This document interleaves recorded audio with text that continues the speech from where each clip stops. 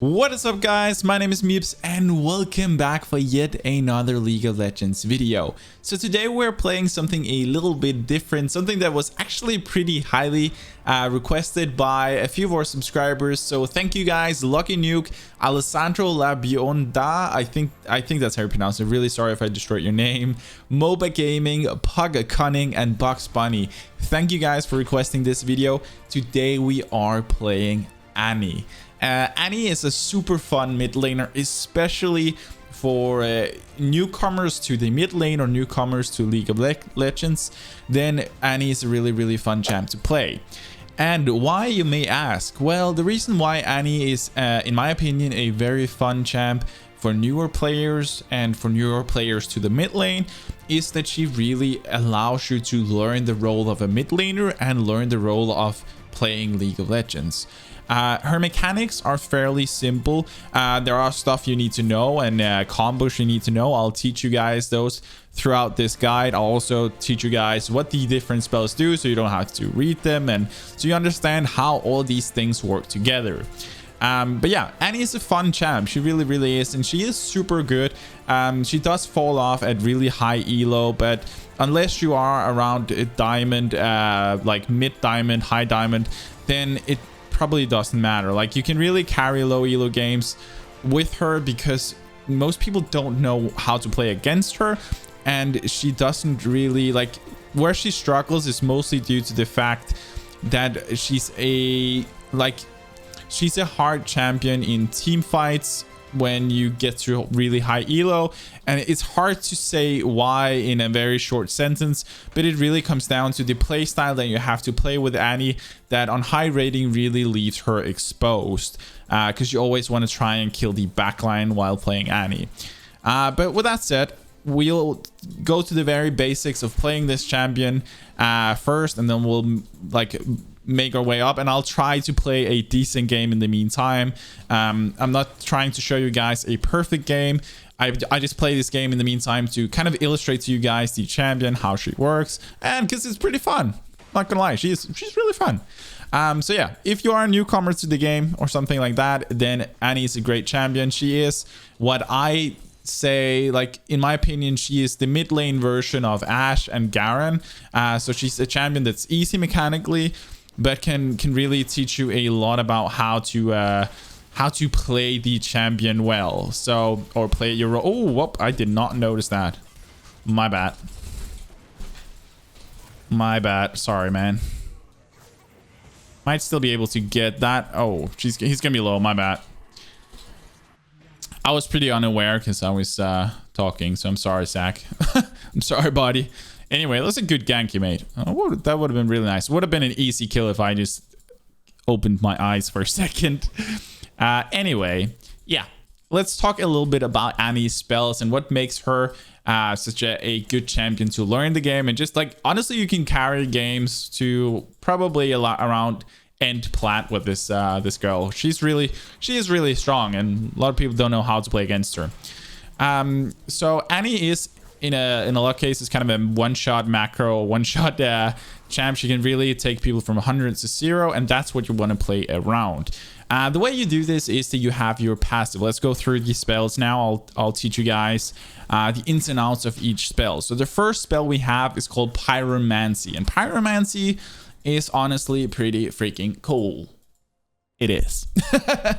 What this thing can do is that every time Annie casts a spell, then she gets then she basically gets, I don't know if you can call it a stack, but every fourth spell that Annie casts, she stuns on. So when this bar is full, so you can see right now, my next spell is actually gonna stun my target like this, which is super cool. So that's kind of what you want to play around with Annie. You want to make sure that you kind of get people off guard, stun them, and just do all your damage and burst them while they're stunned, and they can't really do anything. Especially if you are a little ahead, then you are just a one-shot beast. And that's what you want to play around. So what your passive does, just to repeat it, is that every fourth spell you cast, you stun your target.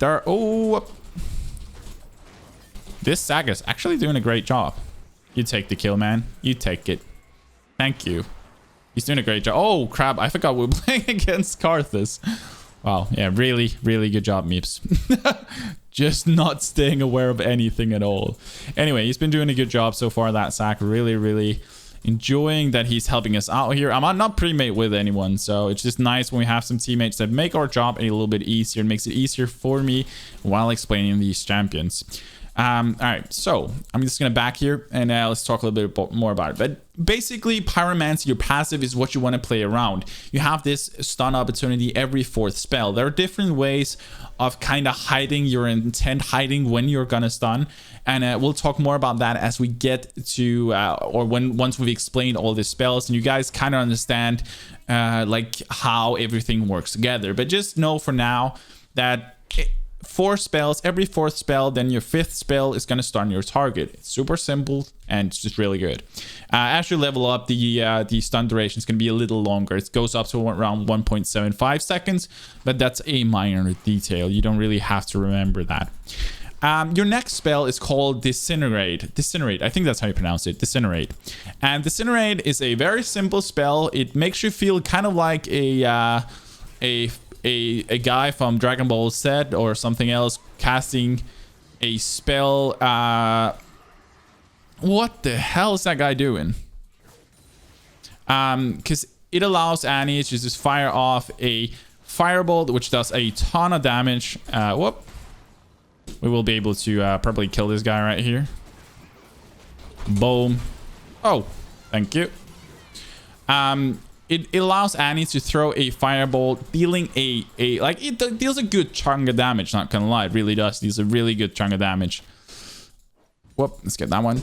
And whenever it does this damage, then if it kills the target, then you actually get 50% of the cooldown back. So or 50% of the cooldown is reset, and you get all the mana back, which makes it really easy for newer players to farm, because you can basically just queue everything, more or less. All right, let's back off here. So that's kind of all it does. It deals a good chunk of damage, so something you want to use very frequently. It makes Annie very easy to farm under turrets as well, because you can just sit and spam this spell, because you get 50% cooldown reduction on it, or 50% of the cooldown reset every time you kill the target. So you can basically just sit there and, yeah, soak up everything. Let's get ourselves... I guess we're going to go on extra health. All right, there we go. Let's just get that one. Okay, and for those of you wondering, the reason why I'm building this Hextech Protobelt is because it both has pretty good stats, but it has this use effect that allows us to click it and burst ourselves forward, which is going to be very usable or very useful when we get a little further. Anyway, wow, we're actually getting camped really bad in here with Sack doing a great job. But I can actually just flash play this guy if I want to, but or not. I don't even have to. Not even gonna use my ignite because we don't need it. I should not have missed that cannon minion. I'm gonna go top, save that turret if I can. Let's see. They're going to push the whole turret in if we don't go there. So I think going there might be useful. How fed are these guys? Let's see. Set to Lee 1. I should be able to save the turret. I should be able to. Let's just do this real quick. Then we'll continue. Or... let's get that guy. There we go.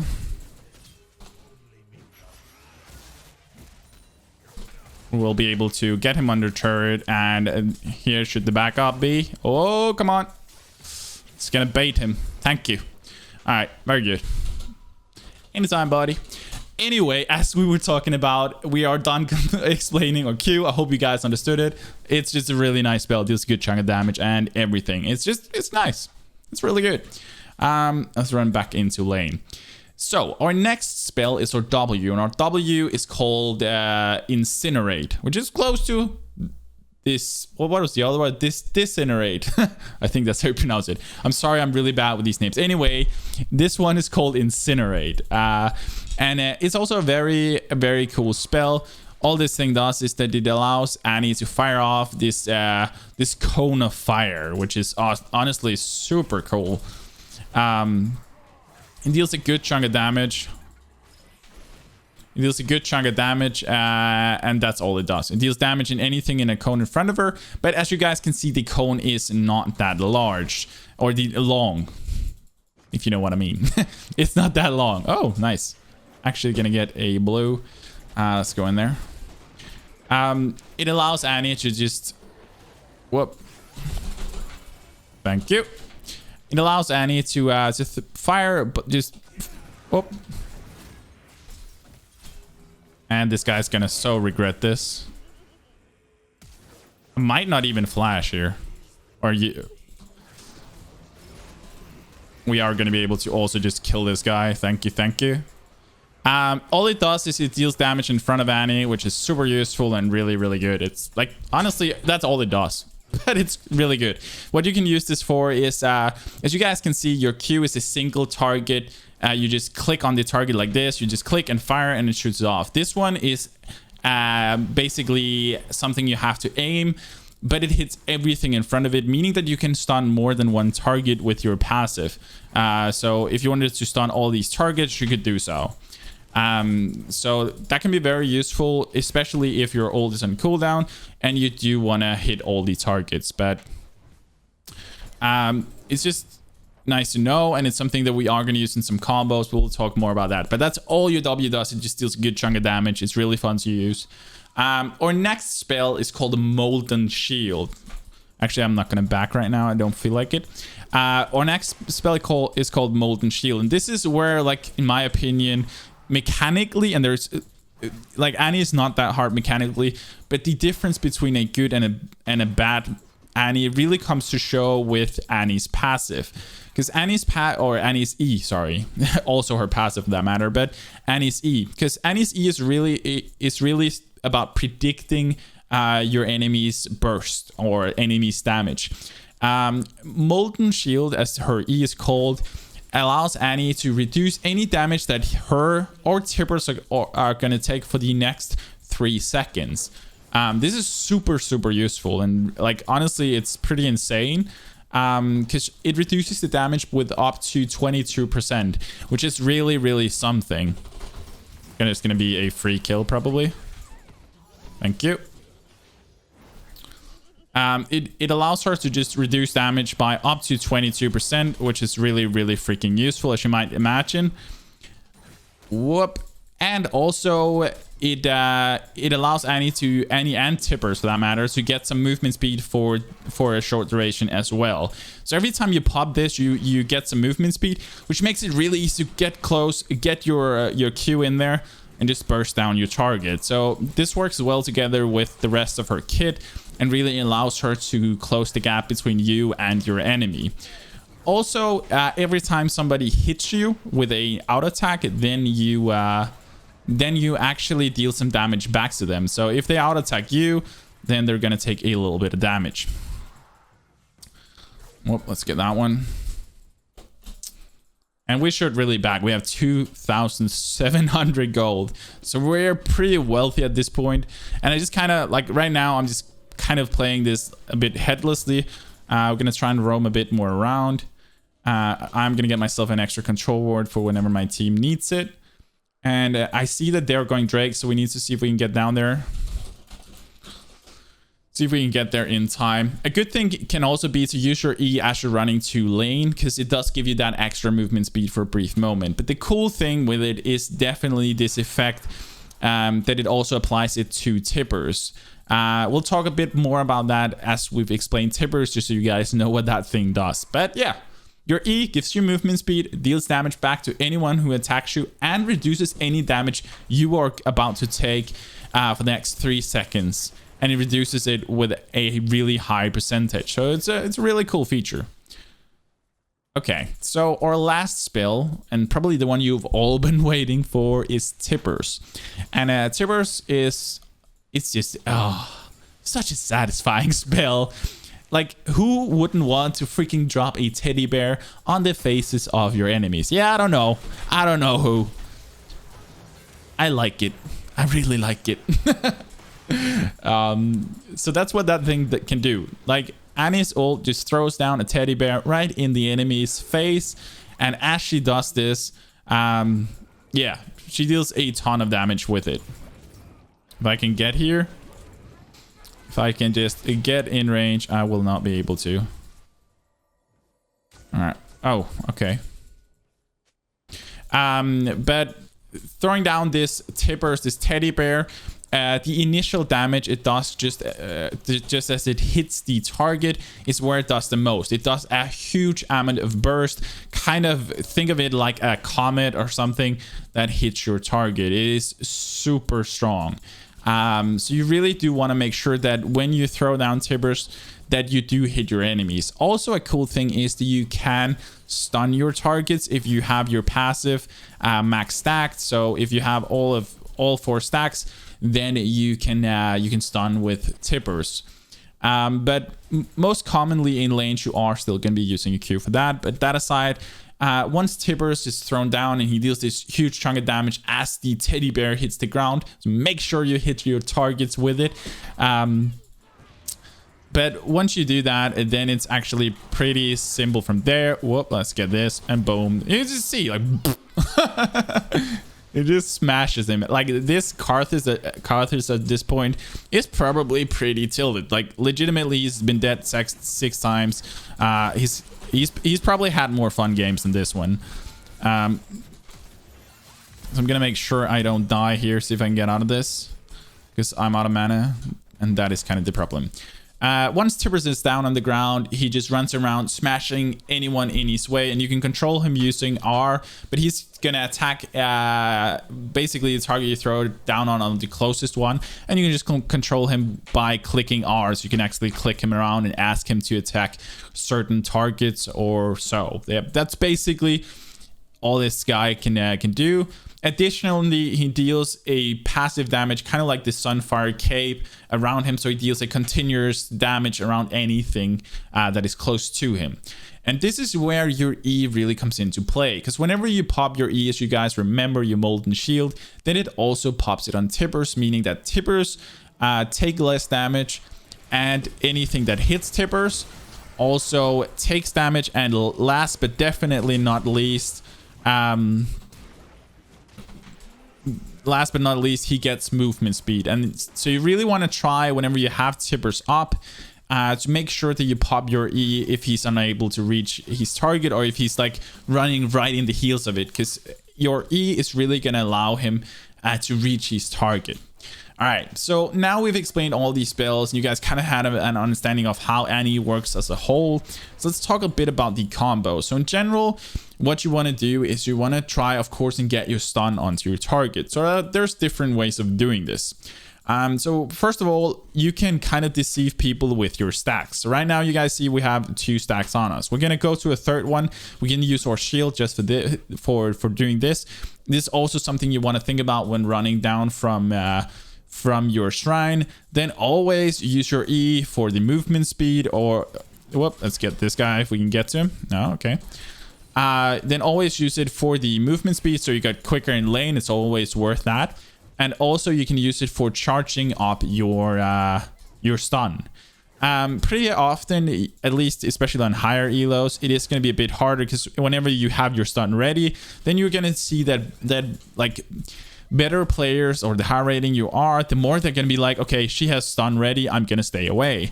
So how do you actually like kind of cheat people into thinking or cheating, or kind of making it hard for them to read your intent? Well, you can do this by having, oh, this can be really good.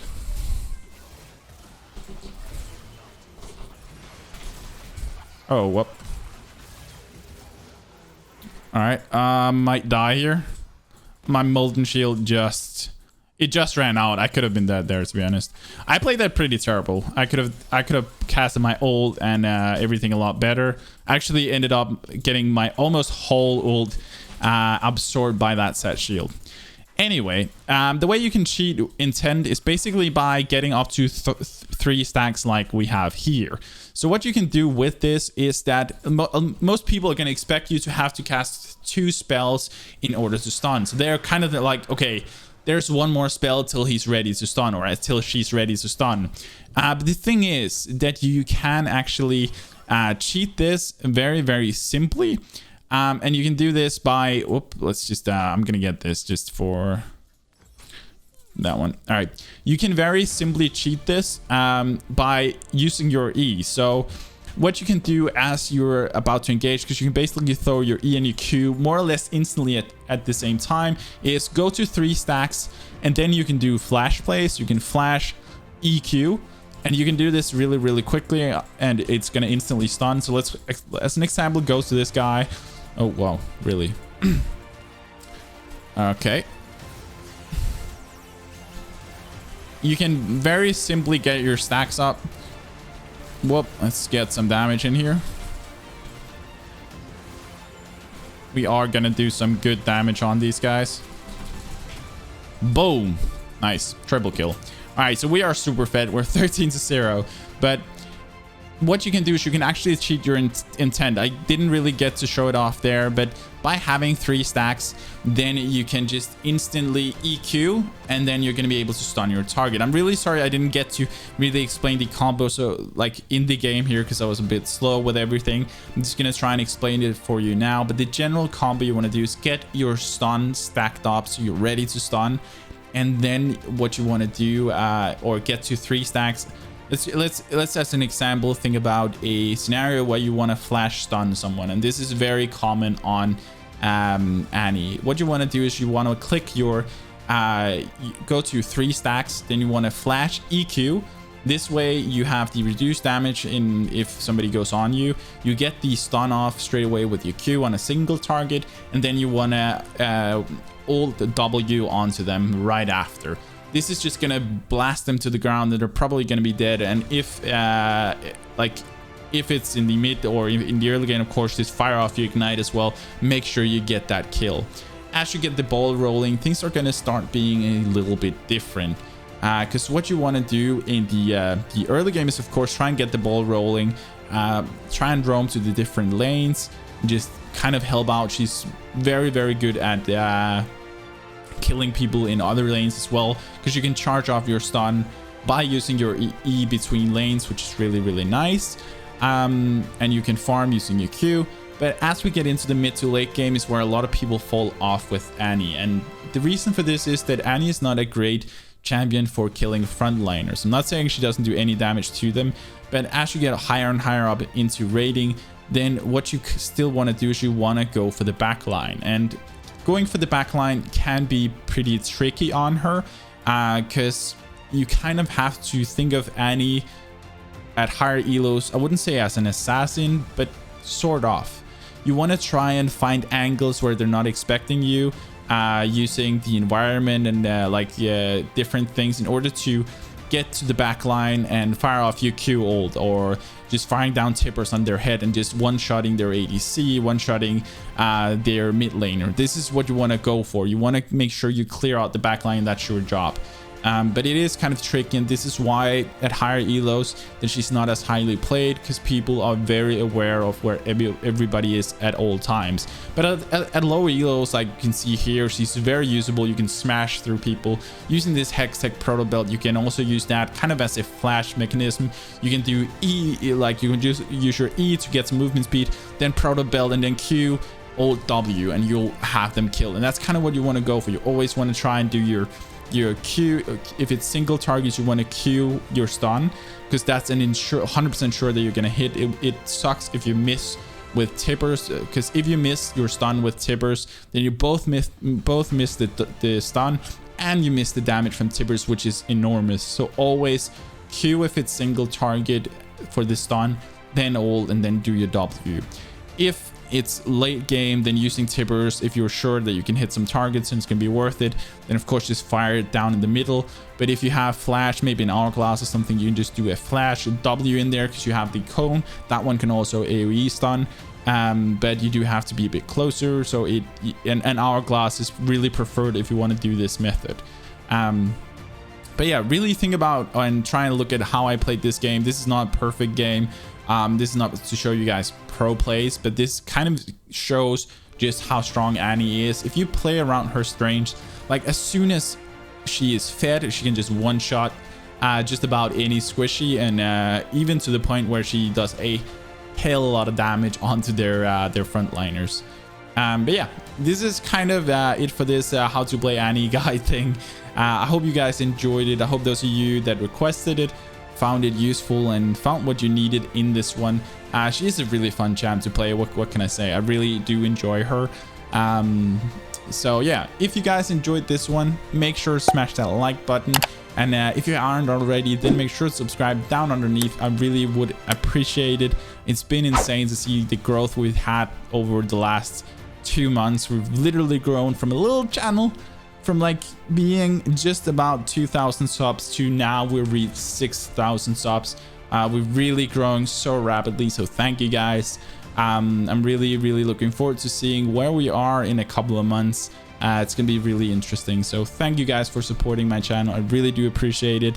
And I just want to say that all of those likes you guys are putting on my videos really does make a difference. That's what's making my videos come out to more people, which really allows our channel to grow faster. So yeah, really do appreciate you guys clicking that button. It means a lot to me. But that's gonna be it for this one. If there's anything you want to say to me, or any requests or anything else, or advice, or maybe you have a trick that I didn't mention, there is probably a lot because I don't remember everything on top of my head, then tell me in the comments section below. But that is gonna be it for this one. As always, stay awesome, have fun, and take it easy, guys.